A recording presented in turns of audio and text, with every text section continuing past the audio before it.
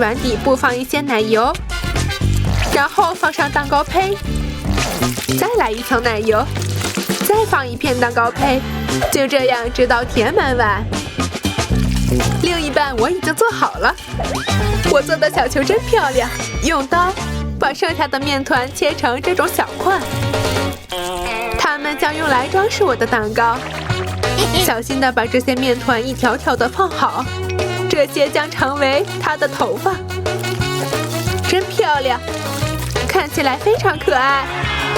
现在我们需要眼睛，我用面团和软糖做了眼睛，把它们贴在人物的脸上。